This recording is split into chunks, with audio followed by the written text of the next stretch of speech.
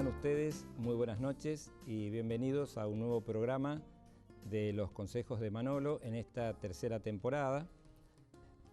Hablando siempre de los temas que importan para nuestros niños, por la salud de ellos, por el bienestar, sobre todo por los más humildes, por los que menos tienen, por los que por ahí se les hace un poco difícil el acceso a la salud.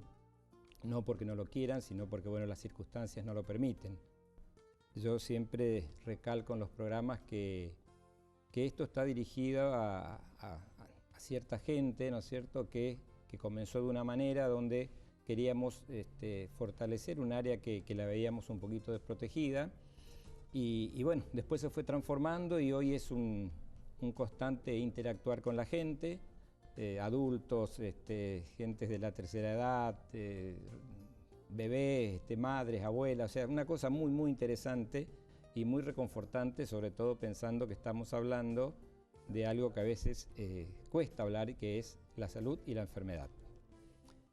También le quiero comentar que en estos días he tenido, en esa comunicación que tenemos con la gente, a través de los medios, o caminando en la calle, me están insistiendo mucho en que volvamos a tocar algunos temas que ya hemos hablado el año pasado, pero que evidentemente están hoy en el tapete y que vamos a tener que necesariamente volver a hablar, como son las adicciones, como son el uso y el abuso de drogas, y algo que también prácticamente fuimos los que primeros hablamos del tema, que fue del bullying. Son programas que yo creo que tienen actualidad y que seguramente los vamos a reflotar en este año. Hoy nos convoca un tema que en todos estos programas que hicimos, que llevamos en estos 3 años, nunca habíamos hablado. Primero porque es una especialidad donde no hay muchas personas que se dediquen a ello. Segundo porque, bueno, también hay que conseguir que vengan, pero bueno, fue un tema muy pedido por ustedes. Entonces hoy vamos a hablar de un tema más que importante, que es cirugía pediátrica o cirugía infantil. Es muy grande el tema, ¿no es cierto? No vamos a poder hablar de todo, de todas las enfermedades, ni de todas las patologías, ni de todos los problemas que surgen en un bebé, en un recién nacido o en un niño. Vamos a tratar de hacer un condensado de los temas más importantes y bueno, para ello yo he invitado y con sumo placer quiero recibirla en nuestra casa a la doctora Marta Cristina Carvalho. Gracias, Marta, o Cristina, por venir. Bueno, Cristina se recibió de médica en la Universidad de La Plata, después hizo su especialidad para cirugía general en el Hospital Gonet, también de La Plata, y como no le alcanzaba con eso y le gustaban los chicos, entonces hizo su residencia en cirugía pediátrica o cirugía infantil en el Hospital Sor María Ludovica de La Plata, un hospital muy reconocido a nivel nacional y formador de grandes profesionales que hemos tenido en la Argentina. Entonces, el tema de hoy va a ser cirugía infantil, las causas más frecuentes, las patologías más frecuentes, las soluciones que podemos darle o que no podemos darle.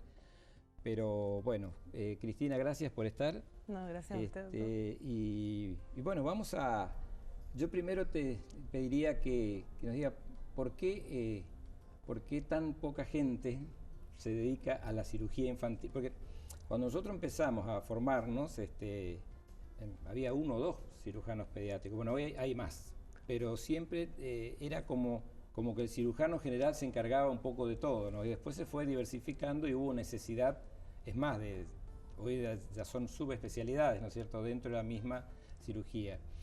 ¿Cómo surge la necesidad de la cirugía infantil o pediátrica como especialidad? Bueno, en nuestro país principalmente hay una entidad que nos nuclea, que es la Asociación Civil, Argentina Civil de Cirugía Infantil, que fue fundada más o menos en la década del 60. En ese momento, en toda esa asociación que abarca la Argentina, eran 32 los profesionales dedicados a la cirugía pediátrica, algunos todavía están vivos y son, digamos, muy importantes, maestros, digamos, de la cirugía pediátrica. Y principalmente surgió porque se vio y se ve que las patologías, que lo que le ocurre al niño en el ambiente, en lo que tiene que ver con la cirugía, es totalmente diferente al adulto. Ah, sí. Totalmente diferente. O sea, uno está viendo cirugía no en una persona que ya terminó su desarrollo, sino que ve la cirugía en un chico, en una persona que está creciendo. Es algo muy dinámico. A su vez, nosotros vemos patologías que ya se formaron desde la panza. O sea el que chico ya viene con una enfermedad. Exactamente. Y eso obviamente abarca un área muy importante de la ciencia, un conocimiento muy específico. Y bueno, yo creo que es muy positivo que haya gente que se especialice solo en eso, ¿no? Es más, tenemos que saber también que hay cirugías que se realizan dentro de la panza, ¿no es cierto? Estando la mamá embarazada con el bebé adentro, el bebé es operado a través de determinados mecanismos y se le pueden solucionar sus problemas. Exactamente, ¿no? sí. Bueno, recuerden que pueden comunicarse con nosotros, como siempre, vía mensaje de texto, 3764-759845, Manolo, espacio y el texto que nos quieran dejar. Y a partir de hoy, gracias a la tecnología y la innovación de los muchachos que arman todo esto, también nos pueden seguir en Facebook con los consejos de Manolo, así nomás. Va a ser otra vía más de comunicación. Pueden comunicarse, pueden preguntarnos todos los que quieran de cirugía. Nosotros vamos a tocar algunos temas que consideramos los más importantes, pero desde ya le aviso, doctora, que pueden entrar otros temas y que vamos a tener que hacerlo. Ya hay preguntas. Amén.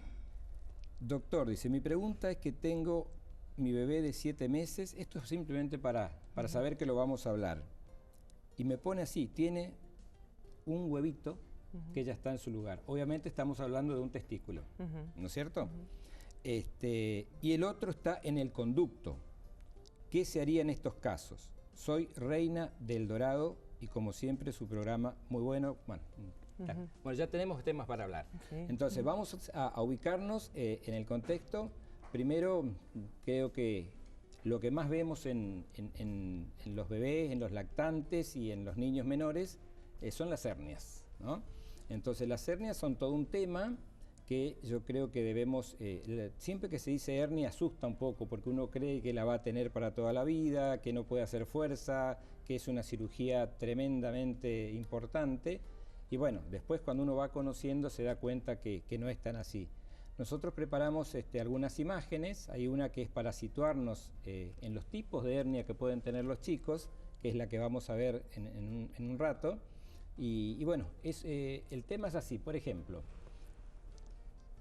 esto es el abdomen o la pancita de un chico, entonces ¿nos podés describir más o menos cómo? Bueno, acá es un esquema como para que vayamos sabiendo, porque la hernia en general se manifiesta en un chico. La mamá viene a la consulta porque el nene tiene un bultito, le apareció un bultito. Entonces, la primera pregunta que hacemos nosotros es ¿dónde le apareció el bultito? Y ahí están los distintos lugares donde le pueden aparecer los bultitos. La epigástrica, el área umbilical, el área inguinal, que es la ingle, la hernia famosa hernia de la ingle, y el área femoral, que es por debajo de la línea que divide la ingle, ¿no? O sea, la aparición de estos distintos bultitos, como le digo, en general la hernia en los chicos la diagnostica la mamá. Yo siempre digo eso, la mamá es la que dice porque le apareció de golpe, porque apareció cuando hizo mucha fuerza para hacer caca, o le apareció porque lloró intensamente. Y una de las principales cosas que yo por lo menos en el consultorio le tranquilizo a los papás es que no es culpa de nadie, que en general, como ser las hernias inguinales, que son las más frecuentes, ya el chiquito nace con esa entidad, porque es la persistencia de un conducto, simplemente la persistencia. O sea, dentro de la pancita de la mamá hubo un conducto que se formó a raíz de, o sea, como consecuencia del descenso del testículo, porque el testículo originariamente estaba dentro de la pancita del bebé. Alrededor del 7º mes del embarazo de la mamá, los testículos ya están en las bolsas y ese conductito que es consecuencia de esto se cierra. Pero en algunos bebés no pasa eso. Ese conducto persiste abierto y se llama conducto peritoneo vaginal, permeable, y puede originar, una de las cosas que puede originar es la hernia inguinal. Bien.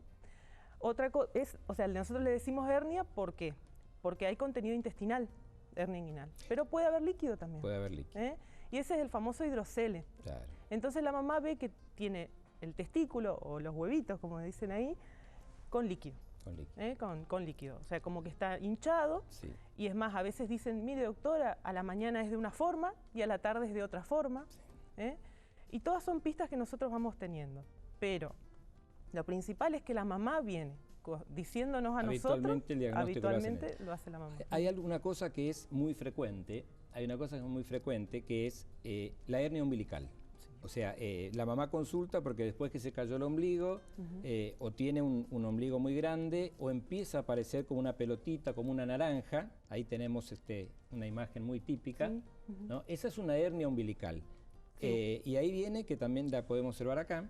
Bueno, las hernias umbilicales, perdón, las hernias umbilicales tienen una característica muy importante, asustan muchísimo.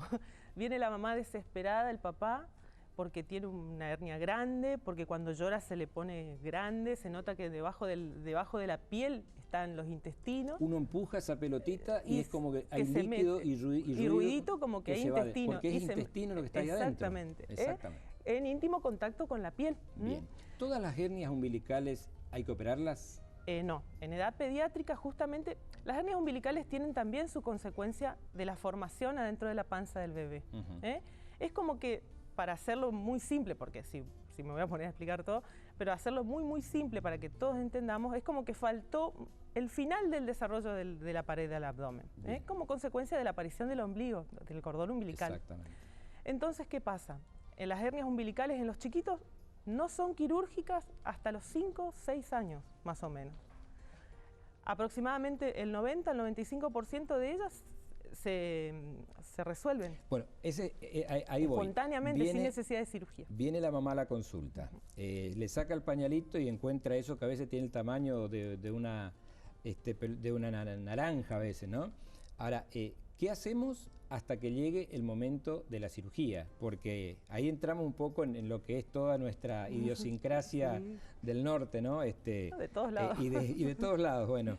Acá entra a jugar la mamá, entra a jugar la tía, entra a jugar la abuela, le ponemos una tela adhesiva, le ponemos una moneda, le ponemos un botón, le ponemos un fajero, no hacemos nada porque sabemos, bueno, ¿qué hacemos? Yo cuando hice cirugía general, nosotros teníamos un libro muy viejo de Finocchieto, donde describía, hacía una descripción muy, muy clara del esparadrapo, era cruzar 2 cintas, o sea, meter la hernia umbilical para adentro y cruzarle 2 cintas. Esos libros viejísimos, esas cosas no se usan más, o sea, es recomendable no poner ni monedas, ni fajeros, ni cinta adhesiva, ni nada. Principalmente, ¿por qué? Porque la piel del bebé es muy delicadita. Cualquier cosa que lo roce o que puede afectarla, puede infectarse la piel, puede erosionarse, y hay que pensar que debajo de la piel está el intestino. Exacto. O sea que se puede dar algún tipo de complicación a raíz de eso. ¿Cuál sería el único caso en que uno diría hay que operar ya una hernia umbilical? Bueno, ¿existen? Sí, existen.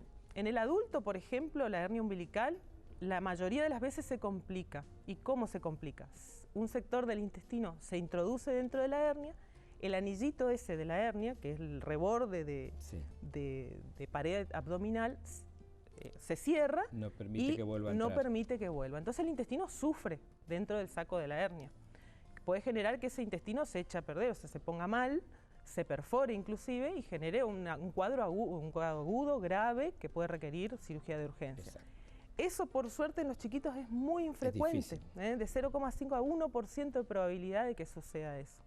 Entonces, o sea, entre la altísima tasa que tiene de resolución espontánea y la muy baja tasa de complicaciones, nosotros decidimos no intervenir en este tipo de hernias. Bien, o sea que la recomendación es esperar. Esperar y seguramente con las recomendaciones que después al final vamos a dar de cuáles serían los síntomas de alarma, de alerta que una mamá debe tener y decir, bueno, llegó el momento de ir porque a lo mejor haya que operar, ¿no? Exactamente. Entonces, hablamos de la hernia umbilical. Hay una hernia que veíamos en el dibujo hoy que se llama hernia epigástrica, algunos le llaman hernias de la línea media. Sí. Son también pequeños bultitos que no son quirúrgicos. No, de entrada no son quirúrgicos. O sea, esas hernias tienen la posibilidad de generar algún tipo de molestia. Y como nosotros esperamos para las hernias umbilicales hasta los 5 o 6 años, en general también para estas hernias se espera. Perfecto.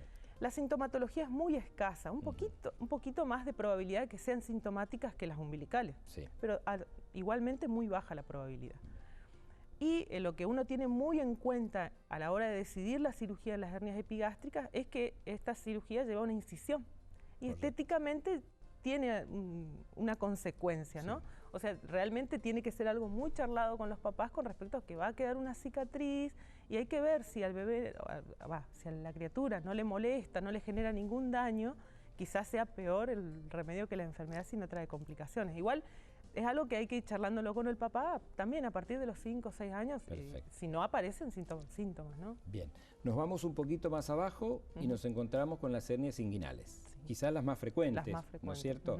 Ese bultito que aparece de golpe ahí arriba de los testículos y que uno lo empuja y se siente como un ruidito, esto prácticamente, ¿no? Tenemos también la imagen allí.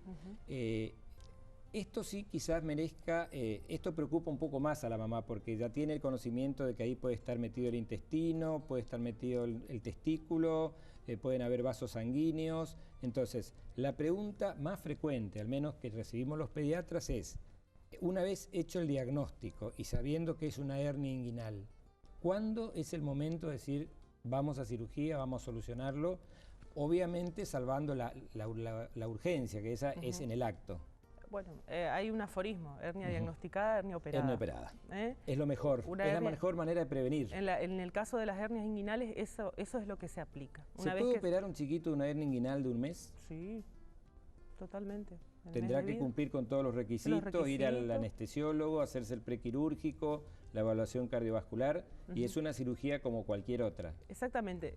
Una de las cosas que más ansiedad genera en los papás es el hecho de someterlo a la anestesia general. Exacto. Porque esto se resuelve con anestesia general a esa edad, ¿no? Y yo lo que les digo es muy simple, que nosotros siempre evaluamos los riesgos y los beneficios. Los riesgos superan ampliamente, en este caso si no operamos, los beneficios son amplios frente a los riesgos que se corre por hacerse una anestesia general. Entonces, y hoy en día con los avances que hay en materia de la anestesiología, directamente es una cirugía de todos los días ya para nosotros, ¿no? Y el hecho de que esa hernia se complique de alguna manera puede llegar a tener consecuencias muchísimo más graves. Y las complicaciones en las hernias inguinales son muy frecuentes y, bueno, son graves. O sea, en una complicación de una hernia se puede quedar trancado o atascado el intestino, se puede atascar el testículo, torsionarse el testículo, o sea que ya estamos entrando en un terreno... Puede perder el testículo, puede perder un sector del intestino, puede entrar el bebé con esa hernia metida dentro de la bolsa escrotal, todo negro, colorado, entrar a quirófano y salir inclusive con una bolsita de ostomía, porque a veces no se puede realizar una cirugía de anastomosis. O sea, es algo que puede derivar en algo grave, que si uno lo diagnostica, le pide los prequirúrgicos, somete al bebé a un riesgo mínimo de la anestesia en un bebé sano, entonces, bueno, se puede solucionar el problema. Bueno, acá hay algunas preguntas que, bueno, ya fueron contestadas. Una señora Marta nos preguntaba, nos decía que tiene una nena de 3 añitos y que nació con una hernia en el ombligo.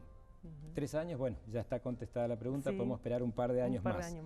Y otra que no tiene nada que ver con lo que estamos hablando específicamente, pero que sí está relacionado con la cirugía. Me pregunta una señora, dice, tengo a mi hijo con 2 dedos de la mano y 2 dedos de los pies pegados.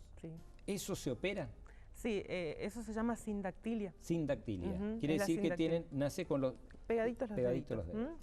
Cualquiera de los deditos. ¿Es ¿no? más que nada una cuestión estética o funcional? Y ahí en general interviene el cirujano plástico en este tipo de intervenciones. El cirujano plástico a veces inclusive tiene que ser ayudado por un traumatólogo cuando hay un compromiso también de la articulación, comparten alguna articulación o comparten algún ligamento o algo, entonces tiene que intervenir el cirujano plástico con el traumatólogo. Yo lo que sugeriría como primera instancia es que consulte con el cirujano plástico. Bien. Y bueno, y de ahí lo derivará. Bueno, Cristina, vamos a hacer un pequeño corte. Hay infinidad de preguntas y nos estamos yendo para abajo porque es impresionante la cantidad de gente que quiere saber sobre problemas de testículos. Está bien. Así que también vamos a hablar en el último bloque. Vamos a hacer un pequeño corte. Estamos hablando de cirugía infantil, estamos hablando de problemas que se pueden resolver con la cirugía. Estamos con la doctora Cristina Carvalho, cirujana pediatra y que desarrolla sus actividades en el Sanatorio Boratti, o sea, forma parte de nuestro equipo de trabajo. Le agradecemos muchísimo que esté acá nuevamente y vamos a prepararnos para el próximo bloque. Vamos a hablar un poco de la hipertrofia del píloro, de cuándo se opera, qué es una apendicitis, qué no es una apendicitis, y no vamos a dejar de hablar porque la mayoría de las preguntas son sobre si hay que correr el pitito, si no hay que correr, qué es la criptorquidia, cuándo hay que bajarla. Así que no se vayan, estamos en Los Consejos de Manolo, volvemos en un instante. Gracias.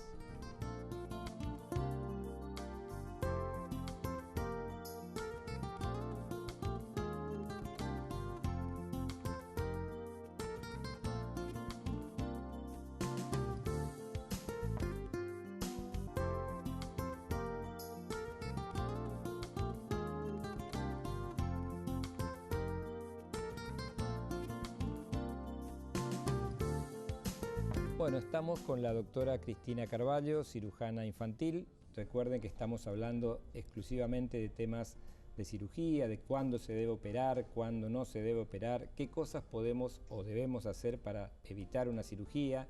O sea, temas realmente muy, muy interesantes. Recuerden que pueden comunicarse, seguimos con los mensajes de texto que han llegado una gran cantidad. Los que no podamos contestar ahora al aire lo haremos como siempre en el transcurso de la semana. Y que también a partir de hoy estamos en Facebook, Los Consejos de Manolo. También nos podemos comunicar de esa manera. Doctora, bebé de 30 días o dentro de los 30 días, un recién nacido, que de golpe comienza a vomitar. La mamá dice, una cosa es la regurgitación, que nosotros al principio le decimos no, quédese tranquilo, quédate tranquila, ya va a pasar, tomó un poco de más o tomó muy rápido. Habitualmente, y me incluyo, lo atribuimos a una mala técnica, que le está dando mucha cantidad, le está dando muy rápido, y resulta que los vómitos siguen, y no solo que siguen, sino que se hacen más frecuentes y hasta el chico por ahí deja de crecer. ¿Qué deberíamos pensar o dónde nos estamos metiendo con este tema? Bueno, a nosotros como cirujanos, cuando nos describen un paciente así, pensamos en primer lugar en una cosa que es la hipertrofia, una enfermedad que es la estenosis hipertrófica del píloro, difícil, largo. Habitualmente decimos el píloro. El píloro, tal cual. El píloro es un músculo que está situado, un sector muscular que está situado al final del estómago, que lo que hace es relajarse y contraerse según la necesidad que haya que el alimento pase al intestino delgado o no, que sí, todavía se tiene que quedar en el estómago. Creo que tenemos una imagen que ahora van a mostrar seguramente, donde se ubica perfectamente el píloro. Ahí está. Ahí está, perfectamente. Se ve la primera parte, que es el esófago, el sector final del esófago, que es el tubo que comunica de la boca al estómago. Posteriormente está la bolsa grande, que es el estómago. Y ahí describe un músculo, que es el píloro, que hace la comunicación con el intestino delgado. Este músculo entonces cuando se relaja hace posible que el alimento pase del estómago al intestino delgado. En estos bebitos, primero voy a decir eso porque es lo primero que nos preguntan los papás, no se sabe bien a ciencia cierta por qué este músculo crece de manera exagerada y en vez de servir como un esfínter, hace que imposible el pasaje de la leche del estómago al intestino delgado. Entonces el bebé vomita, y vomita principalmente leche, que eso es lo importante. Es una cronología bastante característica. Sí. El bebé toma su cantidad habitual de leche, se tranquiliza un rato, pasada una hora, vomita absolutamente todo lo que tomó. Y vuelve a tener hambre. Y llora de hambre nuevamente, y así sucesivamente. Puede condicionar una deshidratación, condicionar pérdida de peso en el bebé deja de hacer caca normalmente, hace una caquita seca. ¿Cuándo aparece o cuándo se hace el diagnóstico más o menos? Porque hay una etapa... Bueno, la etapa es entre los 30 y 40 días de vida. 30 y 40 días. Lo más habitual. Sí, igualmente sí. puede aparecer, un poquito antes, pero, un poquito después. Sí. Pero esa es la etapa. Ya en un chico de 6 meses que vomita o 5 meses que vomita vamos a buscar otras causas. Ya no vamos a buscar píloro. El diagnóstico de esto hoy en día es bastante simple. ¿Por qué? Porque es por medio de una ecografía abdominal. Claro. La ecografía abdominal evidencia exactamente... Hace 30 años teníamos que, me acuerdo, que para hacer el diagnóstico de la hipertrofia del píloro, teníamos que palpar el píloro. Tal cual. O sea, poníamos al bebé a que tome el pecho, entonces el bebé se relajaba, uno trataba de tocar el abdomen que se ponía blando y uno tocaba un bultito ahí. Exactamente. Se tocaba y era la forma de hacer el diagnóstico. Y ahí, bueno, al cirujano. Hoy contamos con métodos más rápidos, una ecografía hace el diagnóstico. Una ecografía que es un método no invasivo que se le puede hacer al bebé, inclusive posteriormente también nos ayudábamos de la radiología. También. La radiología contrastada, inclusive, se le ponía material de contraste, entonces al hacer las radiografías en forma seriada, se veía que el material de contraste no pasaba del estómago al píloro, entonces diagnosticábamos de esa manera. Perfecto. Hecho el diagnóstico de la hipertrofia del píloro, ¿no hay otra solución que la quirúrgica? No, esta patología es quirúrgica y es como me decía a mí un profesor que tuve allá en La Plata, misionero del Dorado, pediatra, él decía que es una emergencia nutricional. Exacto. Si bien no es una emergencia, es una emergencia nutricional. Como el chico no se alimenta y no crece. Exactamente, y eso condiciona toda una inestabilidad en su medio interno, como le decimos nosotros, o sea, se alteran todos sus iones, hay que corregir eso e inmediatamente hacer la cirugía. Bueno, y es una cirugía que es rápida. Es una cirugía relativamente rápida. Es sencilla. Es relativamente sencilla. Y tiene una rápida recuperación también, ¿no es cierto? El bebé a las 6 horas ya puede empezar a tomar el pecho tranquilamente. Tranquilamente, tal cual. Perfecto. Algunos un poquito más, un poquito menos, pero ese es más o menos el tiempo. Bien, nos vamos un poquito más abajo y que es lo clásico, lo característico y que yo voy a comentar algo que por ahí no sé si tiene algo que ver o no, pero la consulta es un chico en edad preescolar o escolar que a lo mejor comió un poquito de más la noche anterior, comienza con dolor de panza, vómitos, y la madre dice, y encima le duele la pierna, y le duele la pierna derecha. Dice, y la madre dice, o la abuela dice, tiene una apendicitis, tiene una apendicitis, lo traje porque le duele la pierna, no puede caminar y se queja acá. Esa es la consulta del millón, ¿no es cierto? Totalmente. Ahora, ¿cuáles son, cómo se presenta? ¿Tiene una cronología, una forma de presentarse la apendicitis? A veces rompe todos los cánones y se presenta de cualquier manera. El abdomen, o sea, el dolor abdominal en pediatría tiene un capítulo aparte. A diferencia por ahí del adulto, donde es bastante, digamos, característico el cuadro y repetitivo, o sea, se repiten en casi todos los individuos, igual hay un 50% de variabilidad. En pediatría no. Y principalmente cuando el chico es menor de 5 años. Lo que también a mí me quedó como enseñanza en mi formación es eso. El dolor abdominal en el menor de 5 años es un dolor abdominal que tiene que ser evaluado por el cirujano. No les digo, obviamente, si se lo asocia a una diarrea... O si se comió 3 barras de chocolate la noche anterior. Después de Pascua, por ejemplo, que nuestras consultas aumentan mucho después de Pascua. Bueno, ahí es otra cosa. Pero un chico menor de 5 años con un dolor abdominal, fiebre... que no quiere caminar, que no quiere comer, con un cambio total de actitud, es siempre conveniente consultar con el pediatra y el cirujano. Por otra parte, eso que vos has descrito, ya en los niños mayores se da, y es característico. En general, un abdomen que va a terminar siendo quirúrgico casi siempre empieza con dolor, y no con los otros síntomas como fiebre o vómitos. Se van agregando después. Exactamente. Siempre el nene se queja primero de dolor abdominal. Me duele, por ejemplo, la apendicitis. Al principio el nene dice que le duele toda la pancita. Sí. Posteriormente aparecen vómitos y ahí él localiza el dolor más en lo que nosotros decimos la fosa ilíaca derecha, la parte derecha y baja de la pancita. Y varias veces se asocia con una dificultad o dolor al caminar, acentuado en la pierna derecha. Posteriormente, ya como una sintomatología un poquito más tardía, está la fiebre. Y bueno, nosotros nos sustentamos y nos ayudamos mucho con los estudios complementarios, que obviamente no reemplazan a que uno vea al chiquito y lo toque, como ser la radiografía de abdomen, que es un estudio muy antiguo, pero muy, muy útil, y el laboratorio.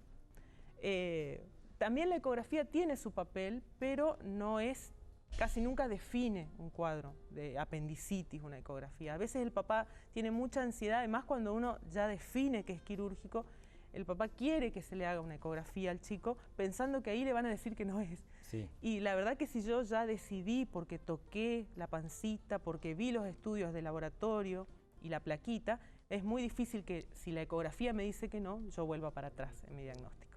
Bien. Y es preferible a veces hacer una cirugía de más. En esos casos sí, y en esos casos sí. Porque a igual veces uno a veces nos ha pasado, o suele pasar, ¿no es cierto?, que una apendicitis no diagnosticada a tiempo, o como decimos, enmascarada o encubierta, porque por ahí, bueno, ahora gracias a Dios ya no se automedica tanto, ¿no es cierto? Claro, antes se usaba mucho la paratropina, el Sertal, la buscapina, y entonces eso que hacía, calma el dolor, calma el dolor momentáneamente y da un alivio temporario y parece que el chico mejora. Pero si es un proceso infeccioso o inflamatorio como la apendicitis, va a progresar e incluso corremos el riesgo de que en 2 días o 3 días esto no sea una apendicitis, sea un cuadro más grave, que sea una peritonitis. O sea, porque el apéndice, eso no lo dije, pero el apéndice está en el sector inicial del intestino grueso, es como una tripita que no sirve para nada, le digo a los papás, solo para esto, para molestar. Y bueno, se inflama, generalmente se tapa con materia fecal o ganglios lo aprisionan y hacen que se inflame, y esa inflamación tiene distintos estadios, y el último, bueno, es el más grave, que es la perforación del apéndice y que se genere pus o inclusive materia fecal dentro de la pancita. Y eso es un cuadro grave, con consecuencias graves, y ya con un postoperatorio dificultoso, riesgoso, infectológicamente y en todos los aspectos, ¿no? Doctora, una consulta. Si se hace el diagnóstico de una apendicitis, de esta que estamos hablando, de la clásica, y decimos, bueno, hay que operarlo. Si va todo bien y se hace todo, porque es un prequirúrgico, se hace rápido, ¿no es cierto? Una consulta con el cardiólogo, los análisis. Un chico se opera mañana a la mañana, miércoles. Si va todo bien, ¿cuándo está en su casa? Y lo que más nos dice, o sea, lo que más me determina a mí es el momento en que el chiquito toleró la dieta.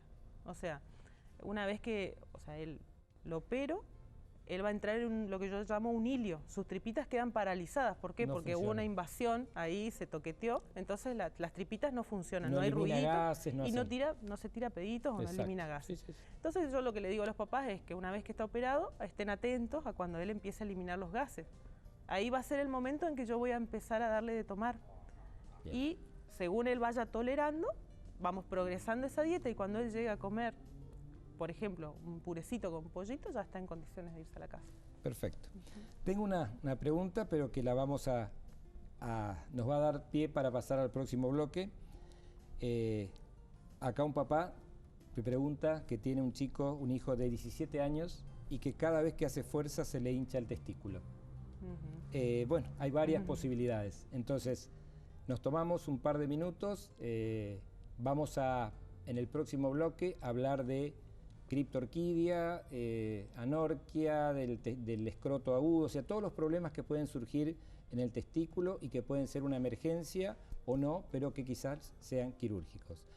No se vayan, estamos con la doctora Cristina Carballo hablando de temas de cirugía infantil y contestando todo lo que podemos. Ya volvemos.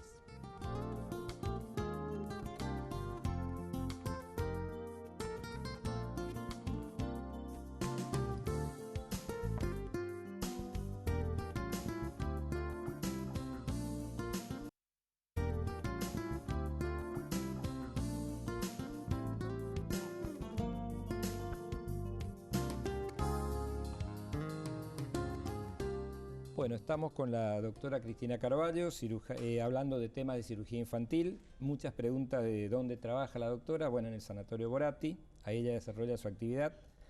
Y también vamos a aprovechar una pregunta que nos mandó Yoli de Piraí, kilómetro 18, que dice: mi pregunta es, ¿hasta los cuántos años debo esperar para la cirugía si no bajan los testículos de un bebé?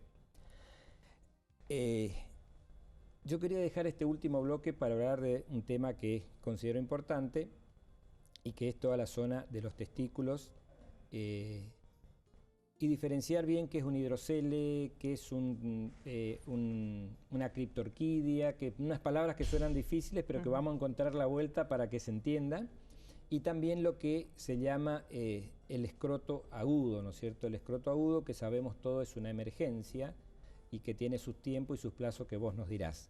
Entonces, la idea es que hablemos un poco de qué pasa cuando un bebé nace con la bolsita y el testículo no está.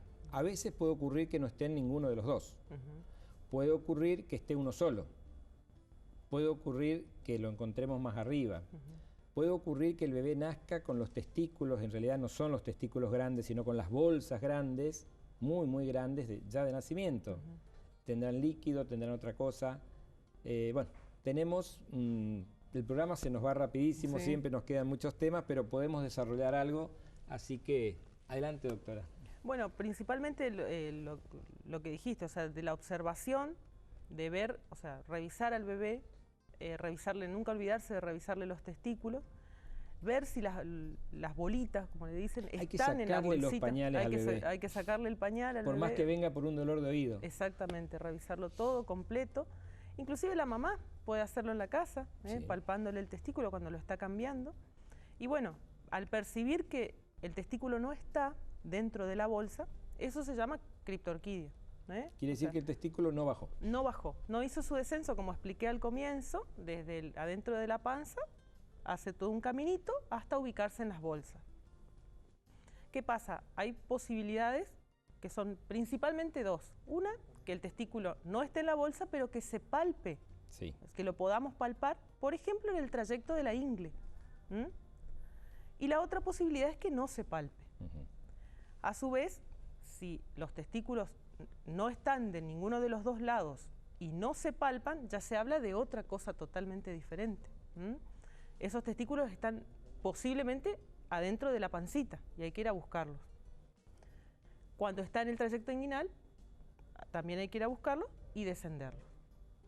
Con respecto a la pregunta que hizo Yoli, es muy importante con respecto al tema del tiempo. El tiempo. En general lo que se dice es que si se detecta, es controlarlo hasta los 6 meses de vida. De los 6 a los 12 meses de vida, ir pensando que si ese testículo no desciende, ya tenemos que ir pensando en una cirugía. Y no pasarse de los 12, 14, no más de los 16, 18 meses para la resolución quirúrgica.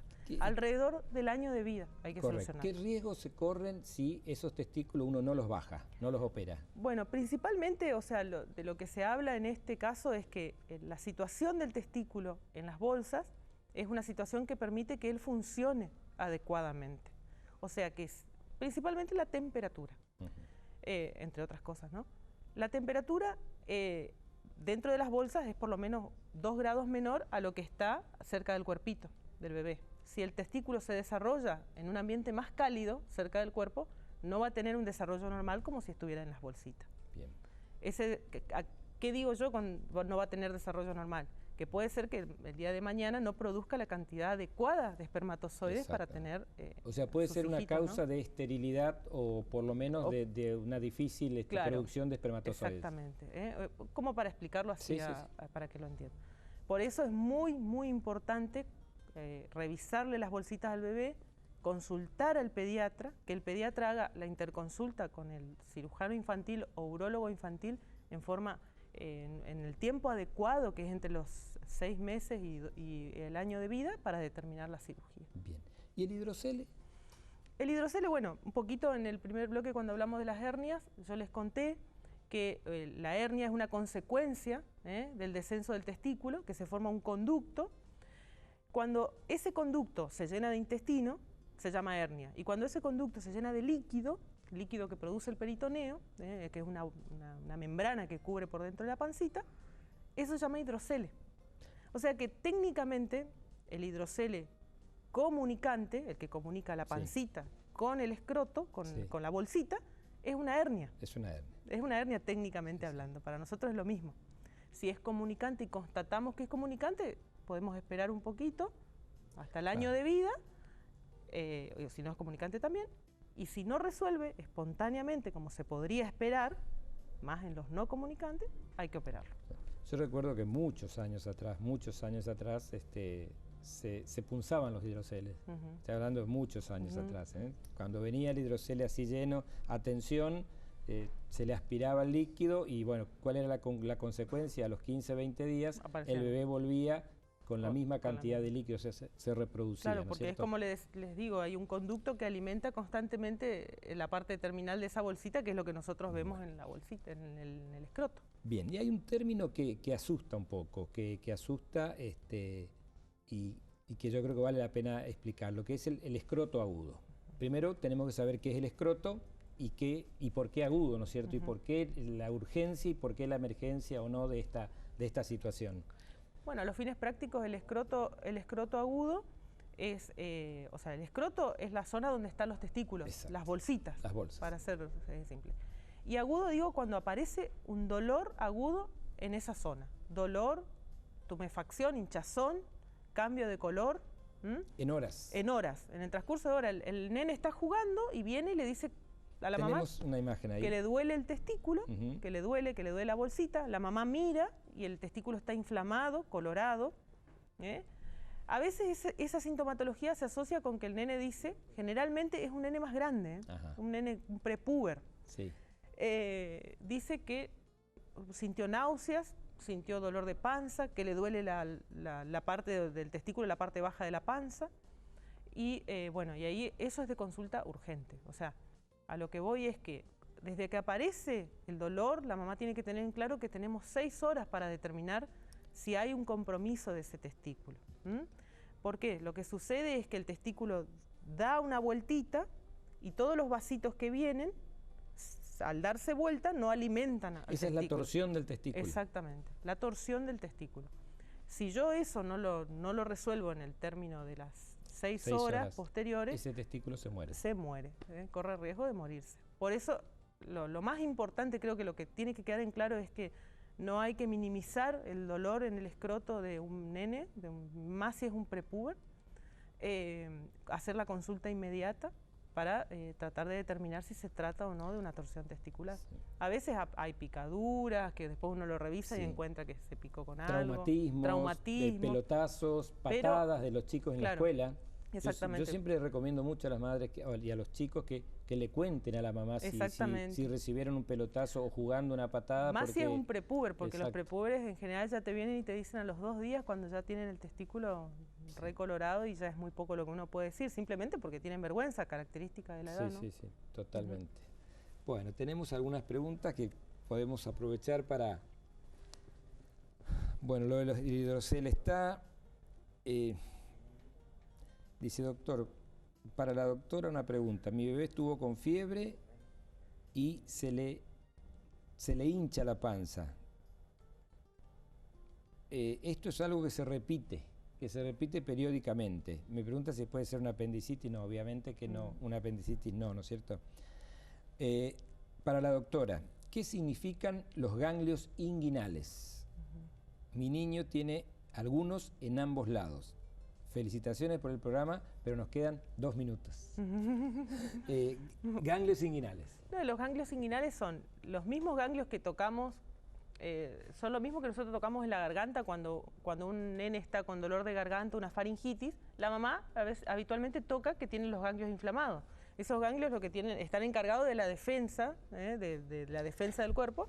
Entonces se inflaman porque están trabajando para solucionar este problema. Así yo les explico. Ganglios, inguas, Sí, sí. incordios. Claro, tal cual.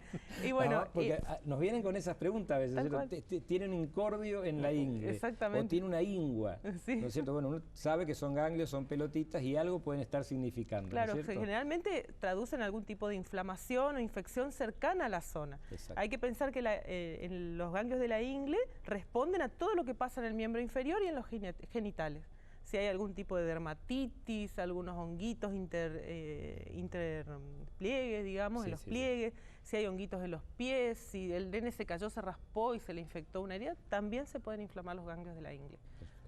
Eso es lo más habitual, ¿no? Sí. Bueno, doctora, lamentablemente en televisión el tiempo es tirano. Nos han quedado infinidad de cosas por responder, fimosis, parafimosis, adherencias. Seguramente en algún momento nos vamos a juntar de nuevo para hablar de temas que queden pendientes. Vamos a contestar seguramente en el transcurso de la semana todas estas preguntas que entraron. Yo quiero agradecerte muchísimo por haber venido. Vos sabés que este es un programa que nosotros lo hacemos a pulmón, lo hacemos con mucho esfuerzo, con un gran equipo de muchachos jóvenes que trabajan acá. Y bueno, y lo hacemos todo en función de pensando en los que menos tienen y en los que les cuesta llegar, o los que no tienen una obra social, que están lejos de un hospital, a veces no pueden llegar ni siquiera a una salita. Así que sabemos que hay gente que se junta a veces en el barrio, en el que tiene el televisor para mirar el programa, o en un comedor. Entonces nos gratifica mucho que podamos aportar este pequeño granito de arena. Así que gracias por estar, por acompañarnos esta noche, y seguramente volveremos a convocar para seguir hablando de temas muy, muy interesantes como el de hoy. Bueno, Así gracias a usted y bueno, muchas felicito gracias. a usted y a la producción. Por favor. Nosotros nos vemos la semana que viene con un tema seguramente de interés por la salud de nuestros niños. Recuerden que nos pueden ver de nuevo el sábado en la repetición de este programa, y que el martes que viene a las 21 horas nos encontraremos seguramente con un tema de sumo interés por la salud y por el bienestar de nuestros niños, en Los Consejos de Manolo, en el Canal 2, el canal de todos. Gracias por estar del otro lado y hasta la semana que viene.